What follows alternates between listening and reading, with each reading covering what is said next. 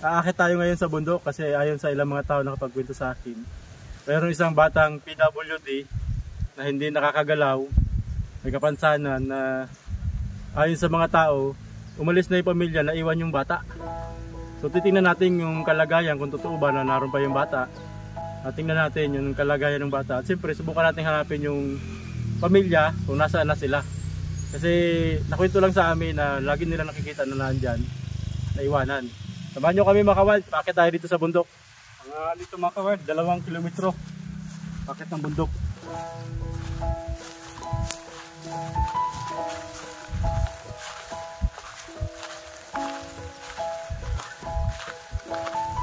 Yeah.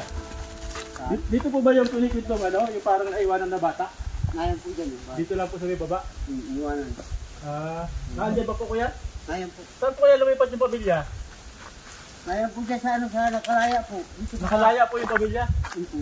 Diyan po sa Nakalaya? Naiwan po yung bata? Ngayon po yung bata. Yung ano daw po, lumpo na bata? Lumpo. Mga vlogger po kami. Kapag kwento, tinan po namin yung kalagayan at subukan namin baka may maitulong kami kung ano po dapat gawin doon sa bata. Oo, tama na po sir. Salamat kuya.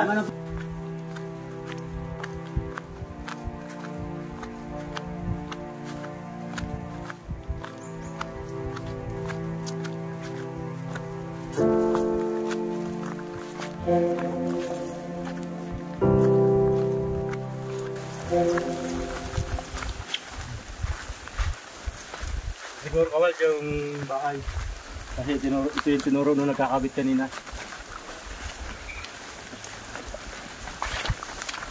Opo. Opo.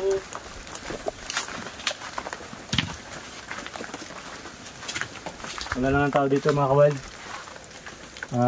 Pero wala rin naman yung sinasabi nilang bata na iniwan. Pero mukhang matagal nang walang tao. Kalat-kalat na yung mga gamit.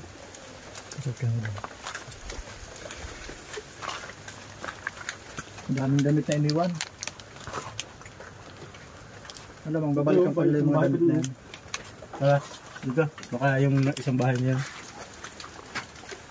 Halatang medyo matagal lang hindi ginagamit yung saingan nila.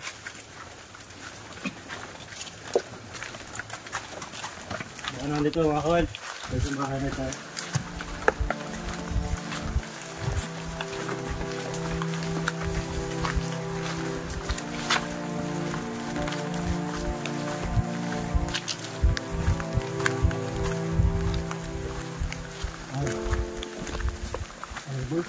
Ito nga siya mga kawal. Tutoy! Kumain ka na! Kumain ka na! Hindi siya nakapagsalita. Pero siguro gutom na siya. Bigyan natin siya ng pagkain.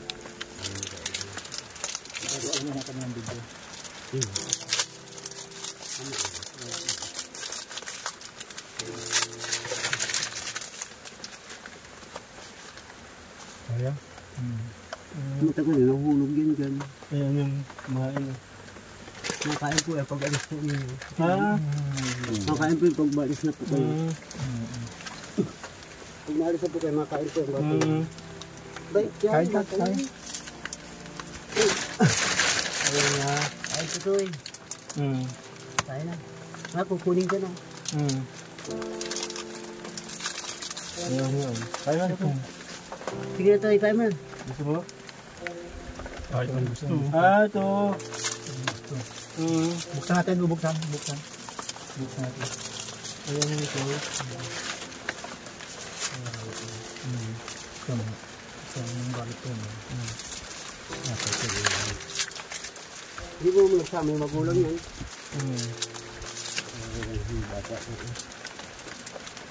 Lalagay dito. Lalagay ito lang dito sa lagayan.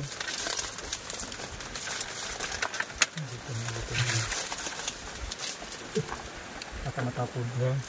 Tumus ang balot. Babalikan mo rin eh. Marunong.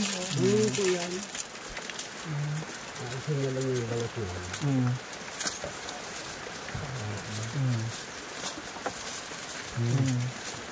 Pwede ganun gusto. Oo.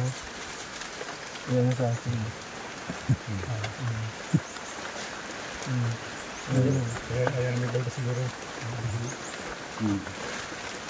Mamaya kunin na yan. Mamaya kunin yan. Dami lang ito. Kainin yan. Abutin. Alis mo siguro tayo, ano? Alis mo tayo, iwanan mo.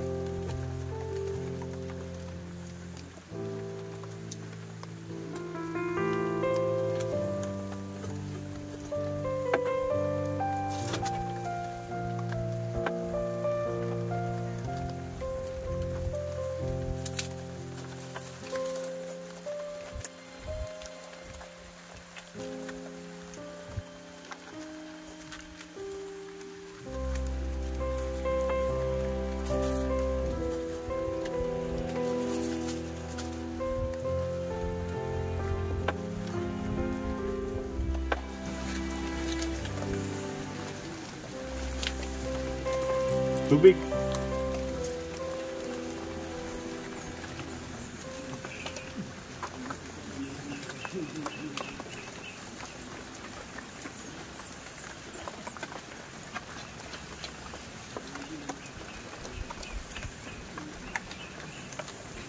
Tubig.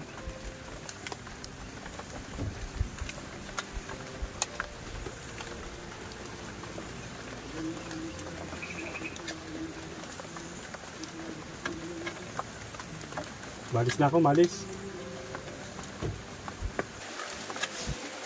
Yun. Ito sabi siya, no?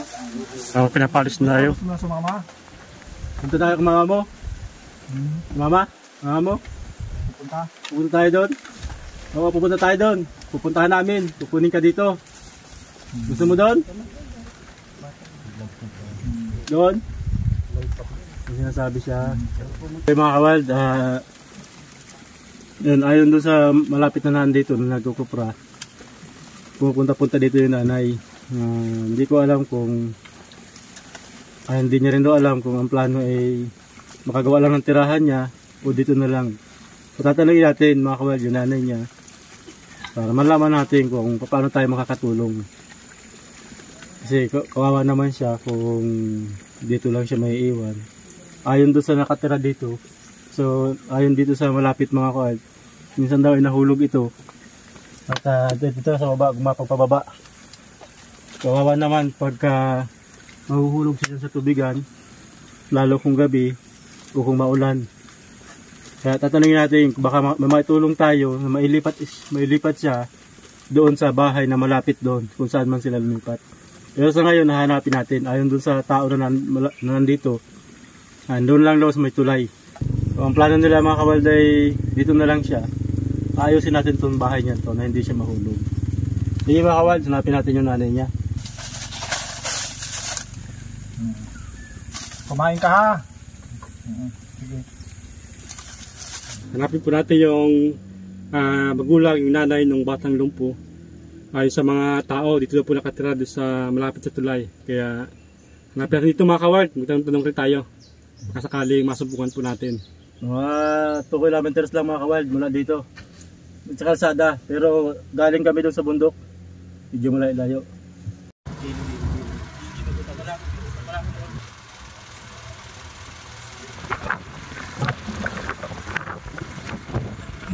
Tatanong lang. Alam ko na yun. Alam ko na yun. Ako ang nag-ananan sa inyo. Ay, oo. May nag-chat nga dito. Nakalaya daw. Siya nga, ako nakasagot. Nasabi kong pupuntahan nga. Apo. Ay, bro, saan dito yung may pagkamalapit daw sa may tulay yung sila ano baga, lubasa? Ubi na lubasa? Dati nakatira doon eh. Dito daw malapit sa may tulay. Malo po? Sino ba? Bubo niya lubasa. Ayaw po, hindi po ito. Ah, ito. Oo. Yung kabila ng tulay. Apo.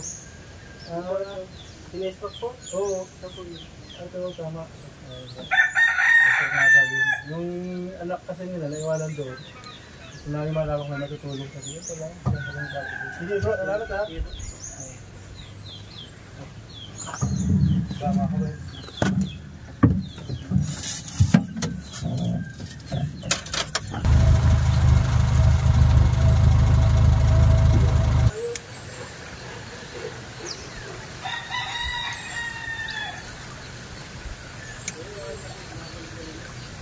So yun mga kamad, tama, ito nga po pala yung bahay nila.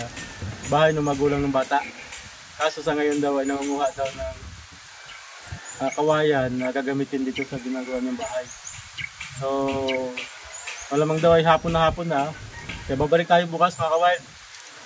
Bukas lang din.